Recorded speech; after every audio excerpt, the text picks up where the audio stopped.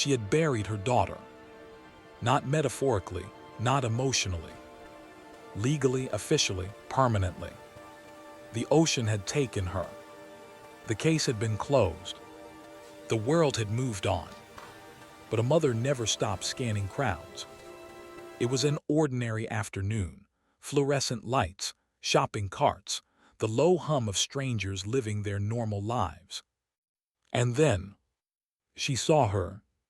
From behind at first, the tilt of the head, the way she brushed hair off her shoulder, a movement so specific, so deeply familiar, it bypassed logic and struck something primal. Her heart stopped before her mind could argue. Two small children ran toward the woman, laughing. She bent down to catch them. The smile on her face was effortless, alive, real. Not the face of someone who drowned years ago. The mother stepped forward, whispered the name she hadn't spoken in public since the funeral. The woman turned, and in that single frozen second, the dead looked back at her. This is the story of the day a grieving mother spotted her buried at sea daughter, alive. And the children holding her hands made it impossible to look away. For years, Naomi Carter had learned how to live around an absence. Grief, she discovered, was not loud forever. It did not scream every morning. It did not always arrive with tears. Sometimes it was quieter than that.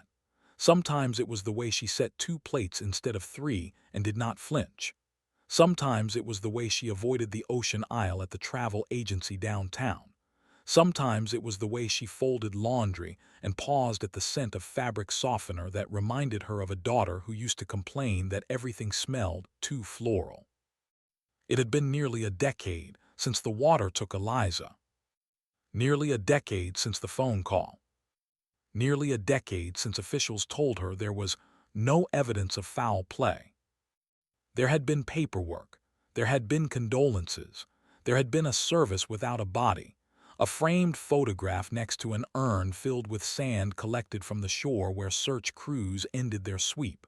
People had hugged her carefully as if she were made of glass. They had told her she was strong. She wasn't strong. She was functioning. And over time, functioning begins to look like healing. That Tuesday afternoon felt like every other Tuesday, ordinary, predictable, the kind of day that slips through your fingers unnoticed. Naomi left her townhouse just after noon, keys in hand, purse looped over her shoulder, grocery list folded neatly inside. The sky was pale and washed out, the sun diffused behind thin clouds. Traffic moved lazily. Nothing about the day suggested rupture. She parked outside the shopping center she'd been coming to for years. The automatic doors slid open with their familiar hydraulic sigh. Cool air met her face. The scent of detergent and citrus cleaner hung faintly in the air. Routine is a powerful thing. It shields you. Naomi grabbed a cart. The metal wheels clicked faintly against tile as she pushed forward. She moved down the produce aisle first, just as she always did. Apples, spinach, bread from the bakery corner. She checked labels without really reading them. Her mind drifted the way it often did now, half present, half floating somewhere softer. Sometimes when she least expected it, she would imagine what Eliza might look like now. Older, maybe lines around her eyes from laughter, maybe a different haircut, maybe married, maybe not. But those thoughts were always fleeting. Imagining was safer than hopping. Hope is dangerous when you've buried someone. She turned into the refrigerated aisle, scanning for yogurt. A child's laughter echoed from somewhere behind her, bright, high, unrestrained. The sound cut cleanly through the steady hum of refrigeration units and soft overhead music. She didn't turn immediately. Children laughed in grocery stores every day. But then she heard it again. The rhythm of it, the cadence. It did something to her chest.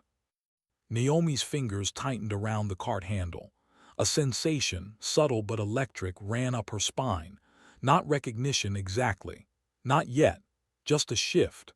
A quiet alertness, like something inside her had lifted its head. She turned slightly. A woman stood halfway down the aisle, facing away. Dark hair fell past her shoulders in loose waves. One hand rested casually on the handle of a small basket. Her posture was relaxed, familiar in a way that made Naomi's breath hesitate. It wasn't the hair. Hair can change. It wasn't the height. Lots of women shared similar builds. It was the way she stood, the way her weight shifted to one hip, the slight angle of her neck as she leaned down to listen to the little boy tugging at her sleeve. Naomi stared. Her mind began to argue immediately. Don't be ridiculous. Grief does this. It fills strangers with faces you miss. The little boy, no older than 5, wrapped both arms around the woman's leg.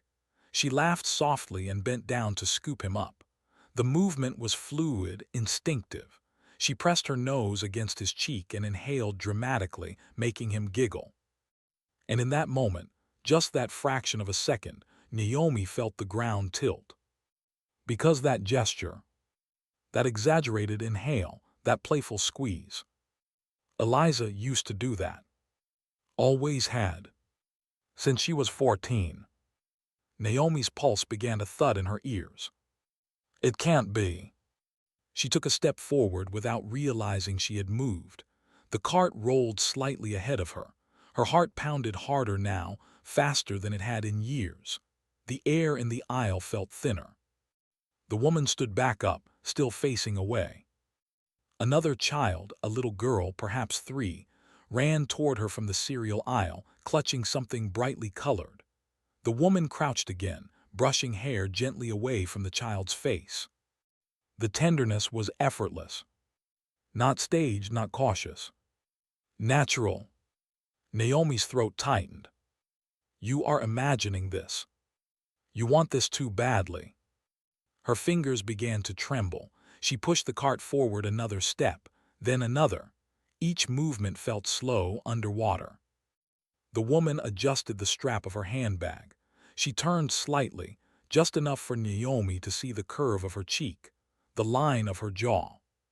Not fully, not clearly, but enough. Enough for something ancient and primal to detonate inside her. Her body knew before her brain did. Her body recognized the architecture of that face. Her vision blurred at the edges. A roaring sound filled her ears.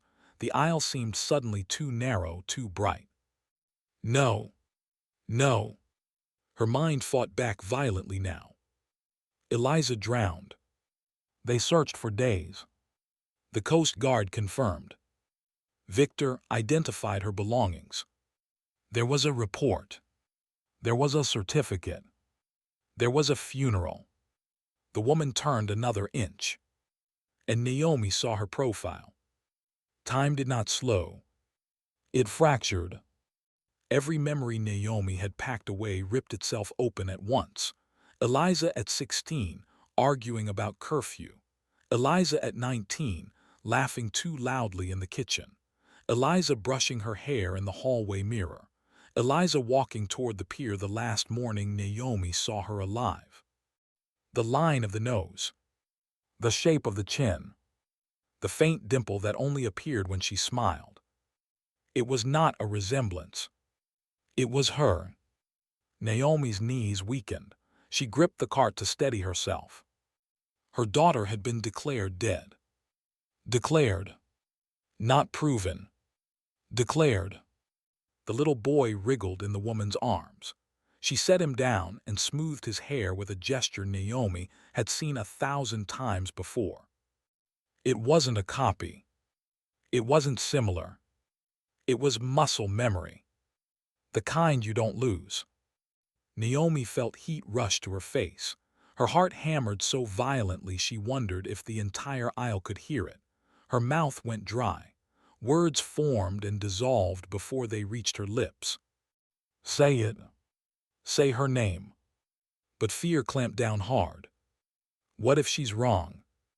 What if she says it and a stranger turns around? What if she's finally losing her grip? The woman laughed again, softer this time. She picked up a carton of milk. The children orbited her easily, securely. This was not someone hiding, not someone frantic, not someone broken. This was a mother. Naomi's stomach dropped. The children. If this was Eliza, then these children. Her mind could not complete the thought.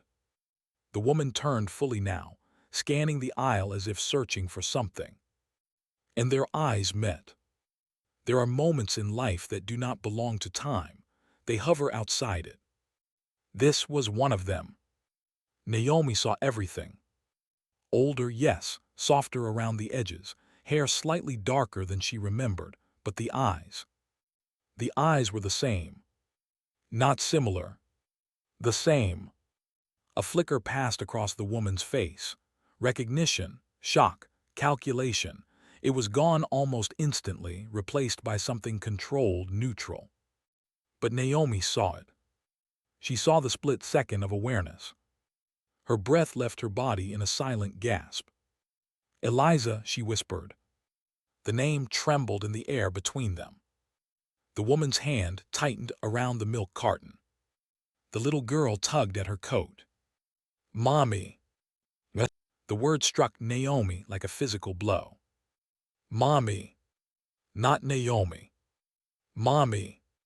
The woman's gaze did not break. It held Naomi for a long, suspended beat. There was no confusion in those eyes. No polite stranger's uncertainty. There was knowledge. And then, the woman turned away. Not abruptly. Not panicked. Deliberately. She placed the milk in her basket, took the children's hands, began walking toward the end of the aisle. Naomi stood frozen. Her daughter had just looked at her. Alive. And walked away. The cart slipped from her grasp and rolled gently into a shelf, rattling the jars. She didn't notice. Her legs moved on their own now, carrying her forward. Her mind screamed to catch up. This is impossible. This is impossible. This is impossible. But impossibility had just locked eyes with her. Years of grief cracked open in an instant, not into relief, not yet, but into something far more destabilizing. If Eliza was alive, then what had the funeral been? What had the search been? What had Victor known? The children reached the end of the aisle first. The woman did not look back again. Naomi's heart pounded so hard she could barely hear anything else. She had buried her daughter. She had signed documents. She had stood beside an urn filled with sand. And yet, the dead had just turned, met her gaze, and chosen to walk away. Naomi whispered the name again, louder this time. Eliza. The word followed the woman down the aisle.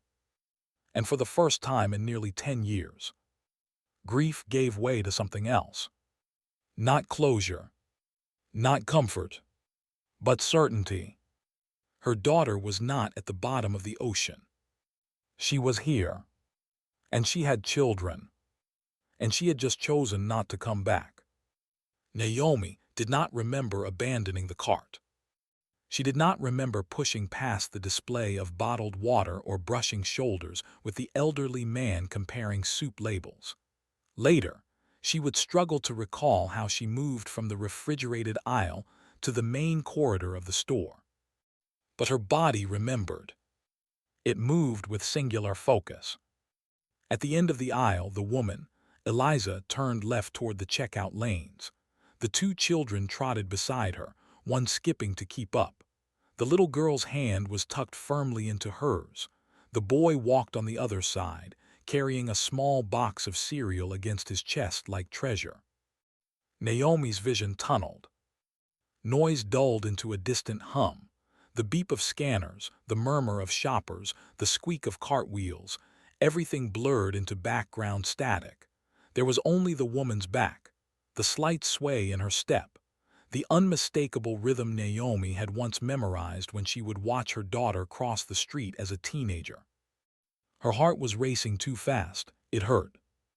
You are chasing a stranger. No. You are chasing your daughter. The woman chose a self-checkout register. Calm, unhurried. She began scanning items one by one. The boy tried to help, stretching on tiptoe to pass her a carton of eggs. She smiled at him, small, controlled, and guided his hand so the barcode would face the scanner. The gesture was maternal, confident. Practiced. Naomi stopped several yards away, pretending to browse a display of chewing gum she could not see. She needed to think. She needed to breathe. She needed to look again. The woman shifted slightly, giving Naomi a partial view of her face. There it was again, the curve of the cheekbone, the faint crease beside her mouth when she concentrated. Older, yes. Time had sharpened some edges and softened others, but no amount of aging could erase the foundation. Naomi had given birth to that face. Her pulse spiked again. Say something. Do something. But what? Walk up and say, "You died 10 years ago." The absurdity of it paralyzed her. The machine beeped. The woman swiped a card. The children stood quietly now, sensing perhaps the subtle tension in her posture. The boy glanced around, his eyes sweeping the store. For a terrifying second they locked with Naomi. The resemblance hit her like a second shock. His eyebrows, the shape of his jaw, something hauntingly familiar in the spacing of his features. Victor. The thought came uninvited and unwelcome. No. She looked again. The boy's nose was not Victor's. The mouth was different. The eyes, those eyes, were something else entirely. And then the little girl turned. Soft curls framed her face. A dimple appeared when she smiled up at her mother. The same dimple Eliza had inherited from Naomi's side of the family. Naomi's stomach flipped violently. The woman gathered her receipt. She took the children's hands again. And she walked toward the exit. Naomi's body moved before doubt could return. She followed. The automatic doors opened with a mechanical sigh, releasing them into the brightness of the parking lot. The afternoon sun felt harsher now, glaring off windshields. Naomi shielded her eyes briefly, scanning for them. There, 3 rows ahead. The woman moved with purpose toward a dark blue SUV parked near the cart return. Naomi quickened her pace. Her shoes slapped against pavement louder than she intended. Her breath came shallow and sharp. If you lose her now, if she drives away, you may never see her again. Excuse me, Naomi called, her voice cracking under its own weight. The woman did not turn. Maybe she didn't hear. Naomi tried again, louder. Eliza. The name cut through the parking lot air.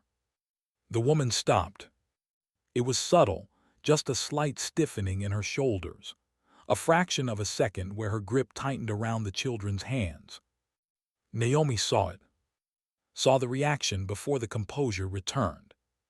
Slowly, deliberately, the woman turned. The children looked up at her, confused. Naomi closed the distance between them, each step heavier than the last. Her heart pounded so violently she thought she might collapse before she reached her. Up close there was no doubt. No ambiguity. The freckles across the bridge of her nose had faded but not disappeared. The faint scar near her left eyebrow, the one from falling off a bike at age 9, was still there. Naomi's breath shuddered. Eliza, she said again, softer now, almost pleading. The woman's eyes held hers. Up close, Naomi could see something behind them. Not confusion. Not recognition alone. Fear. Not the wild panic of someone startled, but the contained, calculated fear of someone who had anticipated this possibility. I'm sorry, the woman said evenly. You must be mistaken. The voice. It was deeper now. Maturity had shaped it, but the cadence, certain words rising slightly at the end, was unmistakable. Naomi shook her head slowly, as if clearing water from her ears.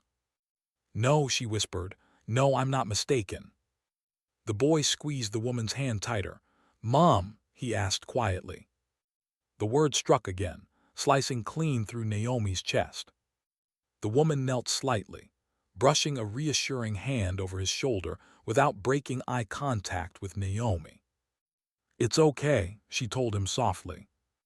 Then to Naomi, "I don't know who you think I am." There it was. The lie. Not loud, not defensive. Controlled. Naomi's mind reeled. She searched the woman's face for warmth, for softness, for the flicker of shared history. For something. Anything. Instead, she found resolve. "You fell off your bike on Cedar Street," Naomi said, her voice trembling now. "You broke your arm when you were 11. You hated math. You—" "Stop." The word was quiet but sharp. The woman's eyes darkened for a split second. Naomi froze. The children looked between them, confused, sensing tension they couldn't name. "You're upsetting my kids," the woman said calmly. "Please step back."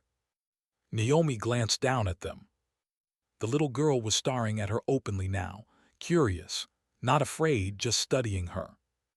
There was something in that child's gaze that made Naomi's knees weaken again. Blood recognizes blood. "You can't just pretend," Naomi whispered. "You can't just erase me." The woman stood fully upright now, protective distance reestablished. Her expression hardened, not with cruelty, but with something more complicated. "I don't know you," she said again. Behind them, an engine started. Naomi became suddenly aware of how this looked. A stranger confronting a mother in a parking lot. Two frightened children, raised voices. She stepped back instinctively. The woman took the opening. She guided the children toward the SUV, opened the back door, helped them climb in. Naomi stood frozen. "Say something. Do something." She moved forward again, just as the woman closed the door. "Eliza, please." For the first time, the composure cracked. Just slightly. The woman's jaw tightened. Her eyes flicked around the lot, scanning for witnesses. Then she leaned closer to Naomi, close enough that only she could hear. "You need to let this go," she said under her breath. The words were quiet, but they detonated. "Let this go. Not I don't know you. Not you're mistaken. Let this go." Naomi's heart stopped.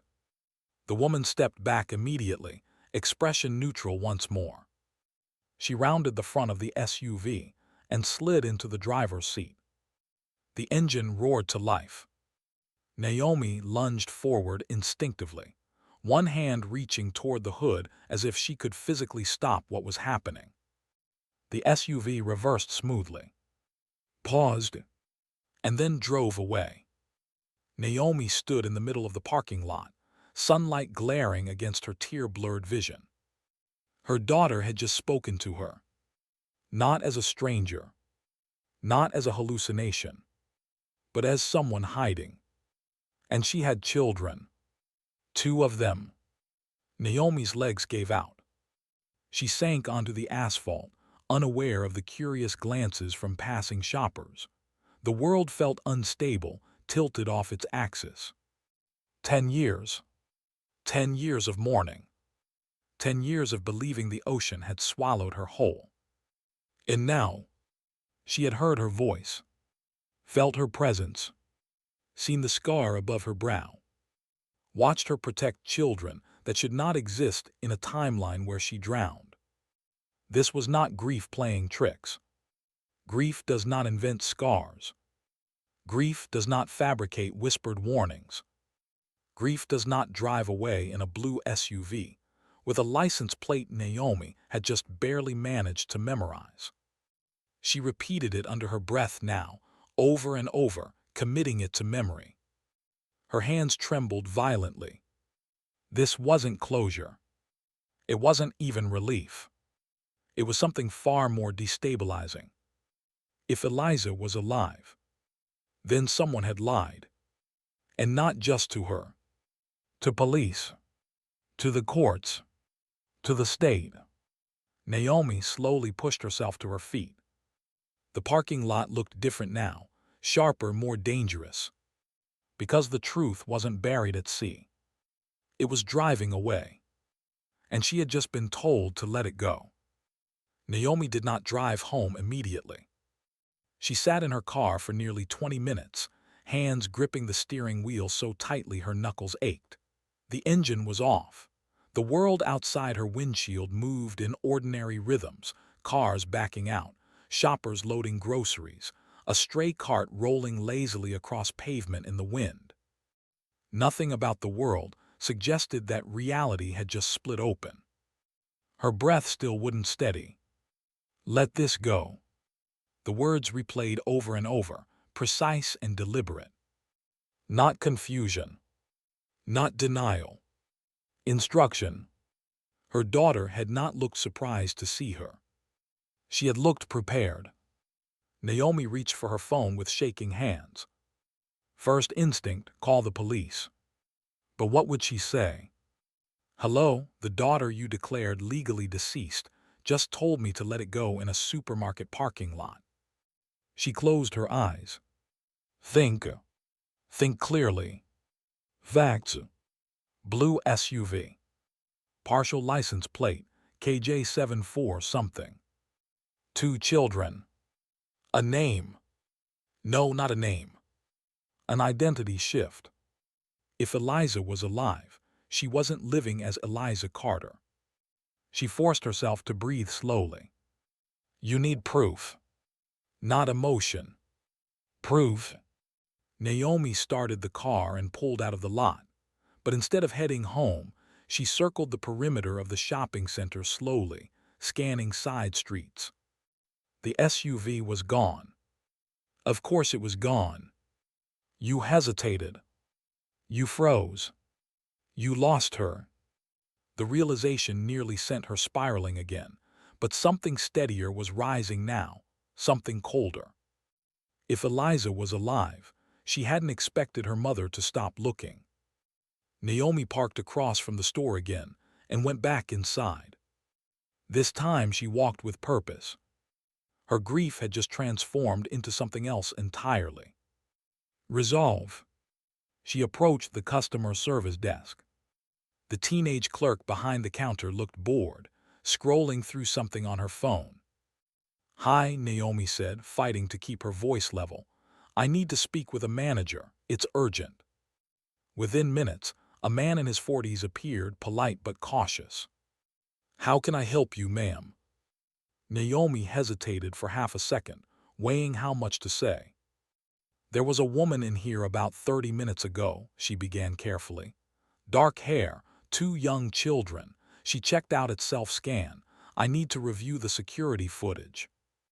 The manager's expression shifted instantly. I'm sorry, we can't release footage to customers. It's a family matter, Naomi pressed. It's extremely important.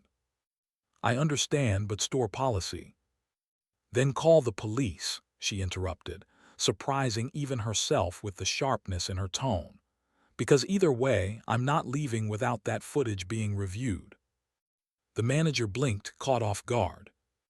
Naomi could hear the urgency in her own voice now, and she didn't try to soften it. That woman is legally deceased, she said quietly. Silence fell between them. The clerk stopped scrolling. I'm not asking you to hand me a copy, Naomi continued. I'm asking you to confirm what I saw. The manager studied her face for signs of instability. Instead, he found conviction. Wait here, he said finally. Minutes stretched. Naomi's pulse pounded again, but differently now, controlled, focused. She wasn't chasing a shadow anymore. She was gathering evidence. The manager returned and motioned for her to follow him into a small back office. A bank of monitors lined one wall, each displaying grainy black and white footage from different angles of the store. What time? He asked. Naomi swallowed. Around 12:40, self-checkout, lane 3, I think. He scrolled through timestamps. And then, there she was, On screen, walking toward the checkout with 2 children. Naomi's breath caught painfully in her throat. Even in low-resolution footage, there was no mistaking it. The posture, the face when she turned slightly toward the scanner, the scar. Naomi stepped closer to the monitor. "Zoom in," she whispered. The manager adjusted the image. The pixels blurred slightly, but enough detail remained. Enough. Her daughter. Alive. Naomi felt tears spill down her cheeks, but she didn't wipe them away. The children appeared clearly too. The boy standing on tiptoe. The little girl holding onto her mother's coat. "Can you enhance the audio?" Naomi asked, knowing it was unlikely. Unfortunately, no. Cameras don't record sound. Of course they didn't. The woman on screen scanned groceries calmly, paid, gathered the children. Then, unmistakably, she turned her head sharply toward the camera. Not casually. Not accidentally. Deliberately. As if aware. Naomi's stomach dropped. She knew, she murmured. Knew what? The manager asked. That she was being watched. The footage continued. The woman exited the store. Naomi stepped back slowly. There was no hallucination. No grief-induced projection. The camera had just confirmed it. Eliza Carter, declared drowned nearly a decade ago, had just purchased groceries on a Tuesday afternoon. And she had children. "How long do you keep footage?" Naomi asked quietly. 30 days. I need you to preserve that clip.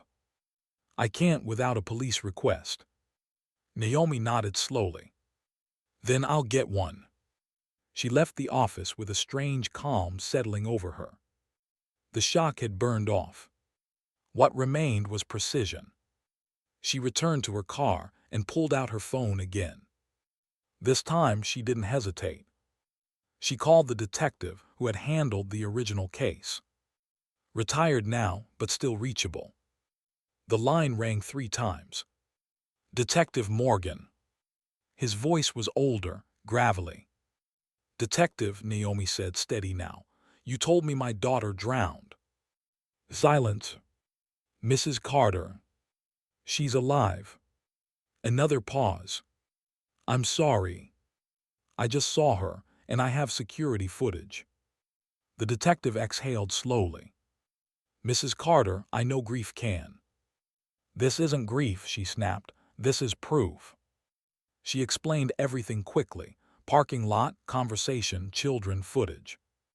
The detective didn't interrupt this time. When she finished, there was a long stretch of silence on the other end. "Send me the details," he said finally. Naomi closed her eyes. "Are you going to tell me I imagined it?" "No," he replied. "I'm going to tell you that if what you're saying is true, then we close the wrong case." The words sent a chill through her. Close the wrong case. Naomi ended the call and stared at the steering wheel. Her daughter had not just survived. She had built a life. Under a different name. With children. And she had looked her mother in the eye and said, "Let this go." Why? Fear. Protection. Complicity. Naomi replayed the moment in the parking lot again. The hesitation when she called her name. The whisper. The warning. That wasn't the behavior of someone kidnapped and desperate. It was the behavior of someone hiding something. The thought made Naomi physically ill. Had Eliza chosen this? Had she staged her death? Had Victor known? Or worse, had he helped? Naomi's phone buzzed in her hand. Unknown number. She hesitated, then answered. Yes. The voice on the other end was low, male, unfamiliar. You shouldn't have followed her. Naomi's heart stopped. The parking lot suddenly felt very small. Who is this? She demanded. A soft exhale. You were told to let it go. The line went dead. Naomi stared at her phone, pulse roaring in her ears. He had said her.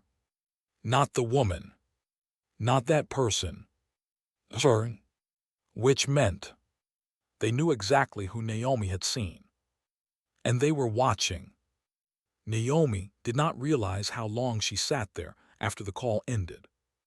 The parking lot, which had felt merely ordinary an hour earlier, now felt exposed. Every passing car seemed deliberate. Every idling engine sounded like surveillance. She locked her doors without remembering reaching for the button. You shouldn't have followed her. The voice had not been panicked. It had not been threatening in the traditional sense. It had been controlled. Certain. Which meant one thing. Whoever called her knew what had happened at that store. Not just that she'd seen Eliza, but that she had followed her. That detail hadn't been shared publicly. She hadn't posted anything. Hadn't told anyone except Detective Morgan. And he wouldn't. Would he? Naomi forced her breathing to slow. Panic clouds judgment. And right now, she could not afford to lose clarity. She replayed the last 48 hours in her mind. No, not 48 hours. 45 minutes. The sighting. The confrontation. The whisper. The SUV leaving. The footage. The call. The unknown number. The warning. The timeline was too tight, which meant the call had likely come from someone connected directly to Eliza's new life. Someone nearby. Someone watching. Her eyes lifted slowly and scanned the parking lot again. 3 rows ahead, a silver sedan sat with its engine running. Driver inside. Windows tinted. Her pulse quickened. Don't assume. Don't spiral. But instinct was screaming now. Not grief. Not hope. Instinct. Naomi started her engine deliberately. If someone was watching, she would not sit still and be observed. She pulled out of the lot calmly, resisting the urge to look into her rearview mirror every 2 seconds. But she did look. Once. Twice. The silver sedan eased out moments later. Her fingers tightened on the wheel. Coincidence? Maybe. She made a right turn instead of her usual left toward home. The sedan turned right. Her mouth went dry. Her heart was racing again, but this was different from the shock earlier. This was sharp, alert, calculating. She drove 2 more blocks and made an abrupt left into a residential neighborhood she rarely used. The sedan hesitated briefly, then turned left as well. That was no coincidence. Naomi's stomach dropped. They're not just watching. They're tracking. Her mind began assembling possibilities rapidly. If Eliza had assumed a new identity, official records would have been altered. That required paperwork, documentation, resources, and protection. Protection that extended far enough to place someone behind Naomi in a car within an hour of the sighting. The silver sedan remained 2 car lengths back. Not aggressive. Not tailgating. Professional distance. Naomi's hands trembled, but she forced herself to think strategically. Don't lead them home. She drove past her street. Kept going. Her neighborhood slipped by in the periphery. She headed instead toward the main boulevard that led downtown.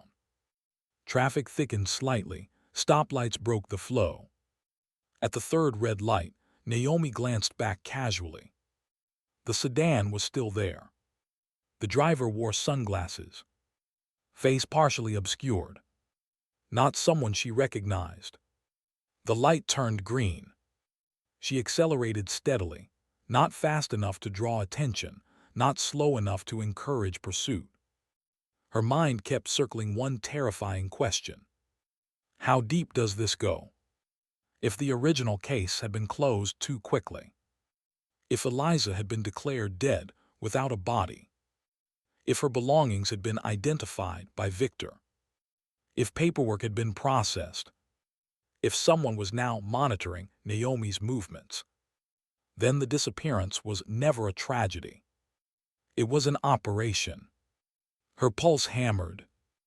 Operation implied coordination. Coordination implied multiple people. And children implied longevity. This wasn't a short-term cover-up. This was a life built in secret.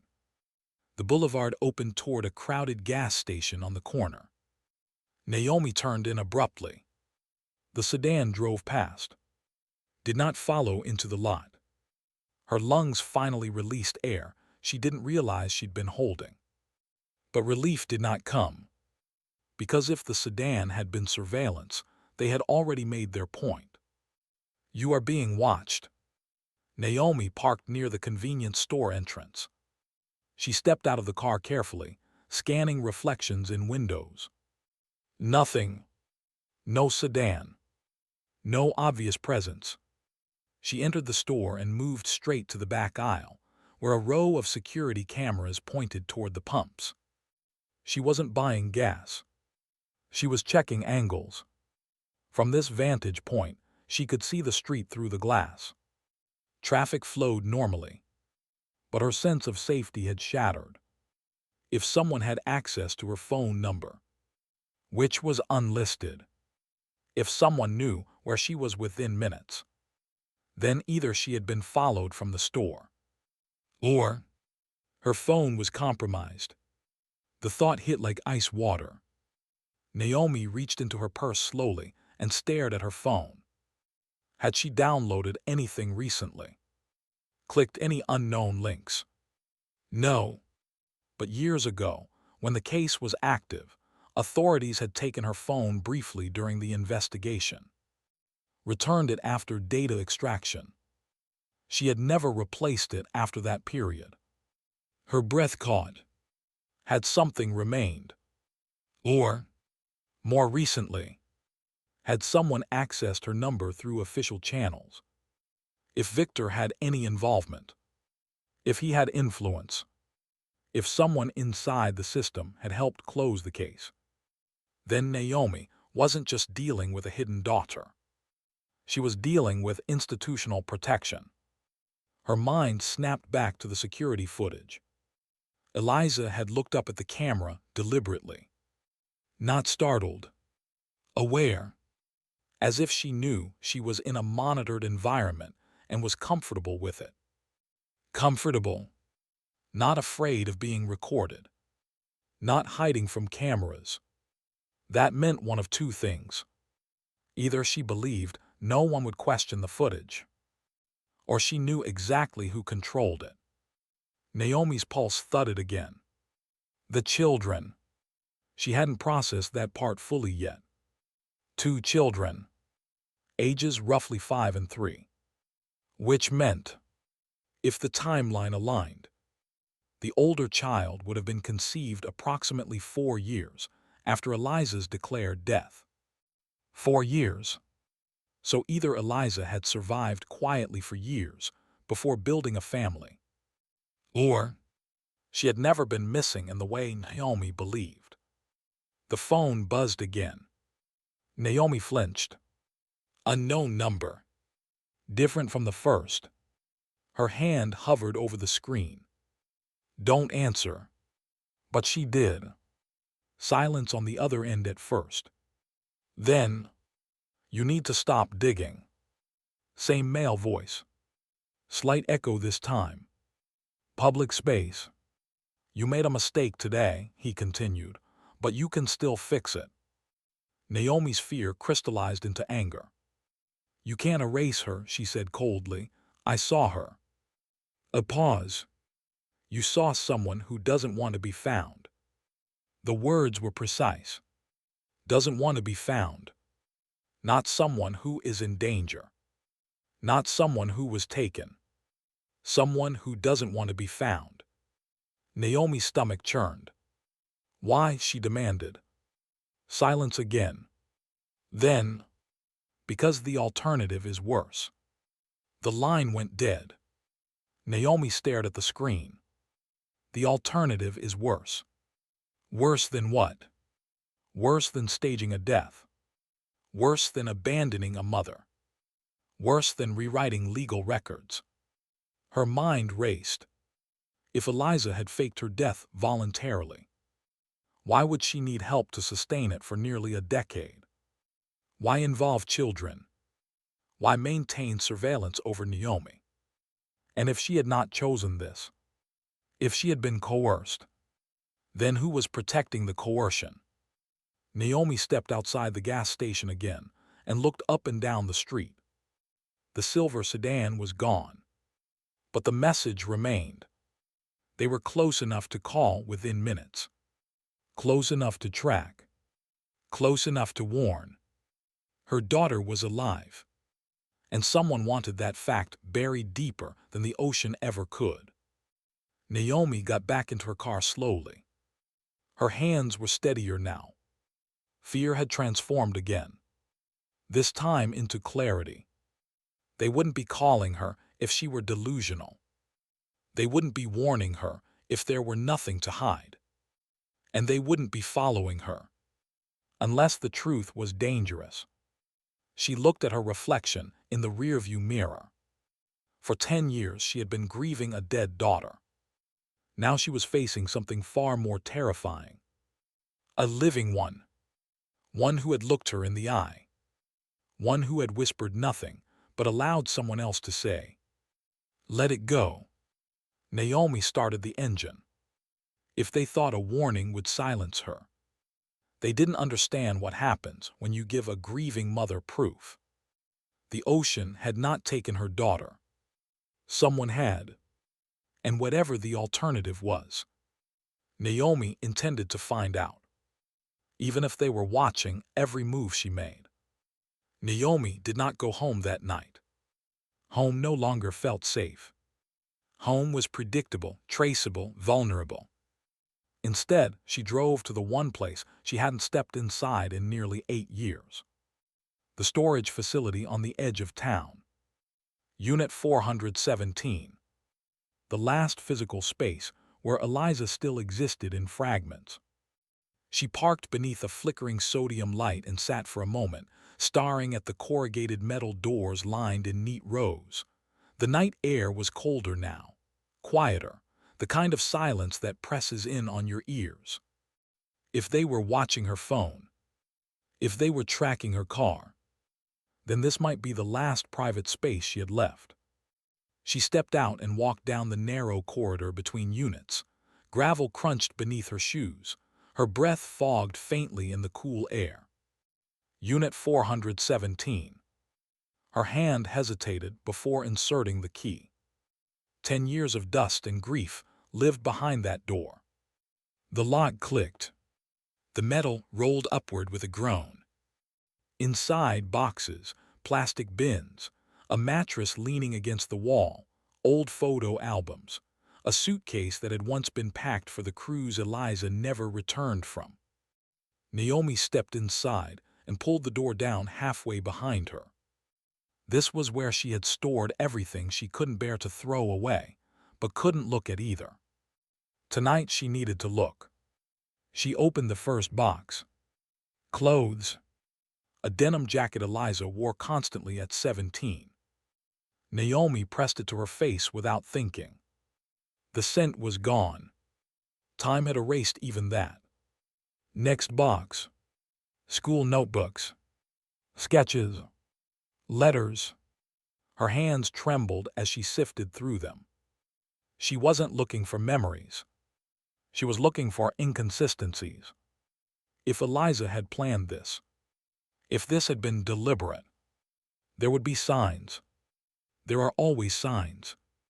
She moved to the suitcase. The one Victor had returned after the incident. Officials had told her it was recovered from the ship cabin before the room was cleared. Victor had identified it, said it was untouched. She unzipped it slowly. Inside, folded clothes, a book, a small jewelry pouch, and beneath the lining, something stiff. Naomi frowned. She reached deeper, fingers sliding along the interior seam. There was resistance. Her heart began to pound. The lining wasn't flat. It had been resewn. Her breath caught sharply.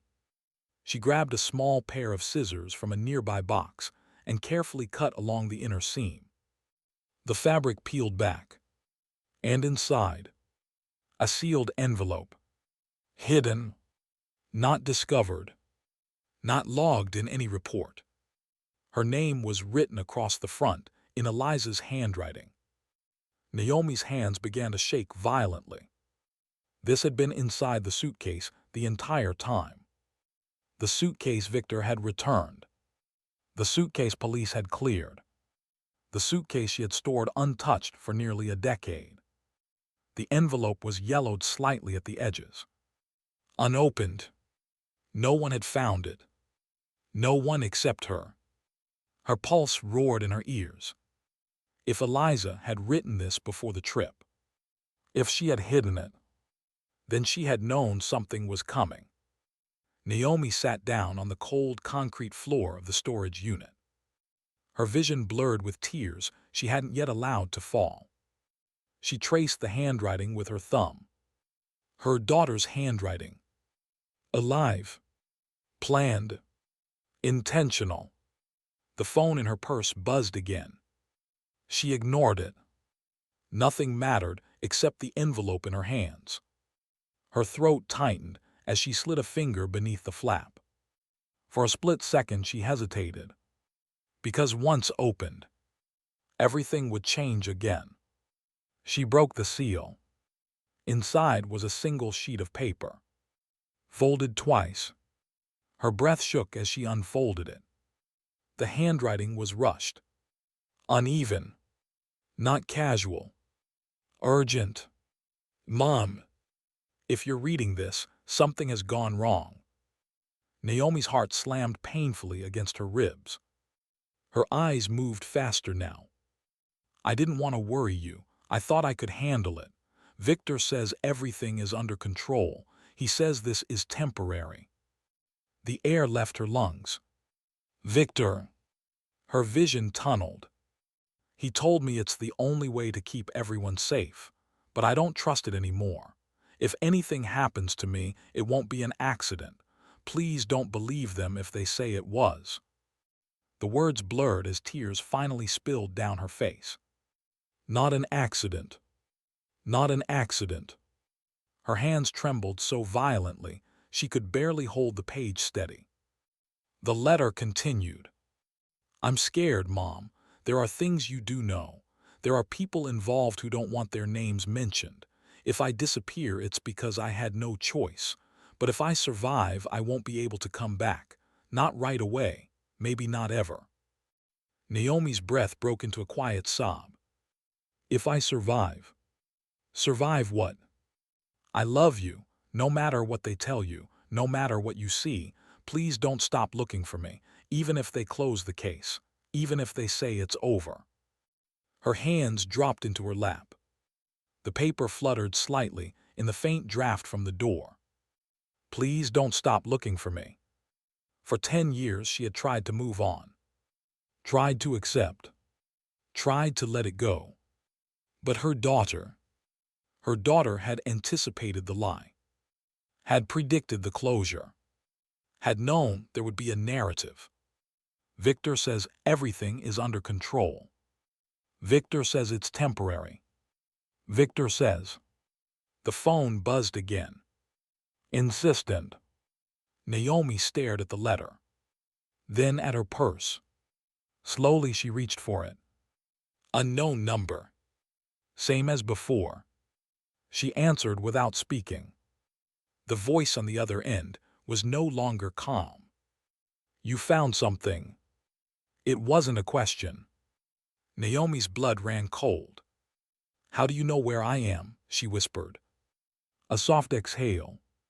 We told you to let it go. Her eyes darted toward the partially closed storage door. Darkness outside. Rows of silent units. "You don't understand what you're touching," the voice continued. "If you keep digging, you won't just lose her again." Naomi's throat tightened. "What does that mean?" "Silence. Then, you'll lose the children too." The line went dead. The words hung in the air like smoke. Lose the children too. Naomi's heart felt like it had been ripped open a second time. The children. They weren't just proof. They were leverage. She looked down at the letter again. "If I survive, I won't be able to come back. Maybe not ever." Her daughter had survived, but she hadn't come back. Not because she didn't love her. Because she couldn't. Naomi's breathing became shallow. If Victor had orchestrated something, if others were involved, if the disappearance had been staged, if Eliza had been forced into a new identity, then those children were born inside whatever this was. And whoever was calling her wasn't afraid of exposure. They were afraid of disruption. Naomi slowly stood up. The storage unit suddenly felt smaller. Exposed. She folded the letter carefully and pressed it against her chest. For 10 years she had mourned. Tonight she had proof. Not just that Eliza was alive, but that she had been afraid. Afraid of Victor. Afraid of people unnamed. Afraid of something large enough to fake a death. Naomi stepped toward the door. As she lifted it fully open, headlights flooded the corridor. A car had pulled into the narrow drive between storage rows. Engine running. Lights on. Driver unseen. Naomi froze. The phone in her hand buzzed once more. A text this time. 3 words. "Drop the letter." Her heart slammed violently in her chest. The headlights didn't move. Didn't blink. Just watched. Naomi clutched the paper tighter. 10 years ago, she had buried her daughter. Tonight, she learned her daughter had been buried alive in a lie. The engine in the darkness revved softly. Waiting. Naomi took one step backward into the storage unit. Another. The headlights remained fixed. The message clear. They weren't asking anymore. And as the silhouette of someone stepped out of the driver's side door, Naomi realized something that shattered whatever fear remained. They hadn't just been watching her. They had been watching her daughter. And if she didn't choose her next move carefully, the next funeral might not be symbolic,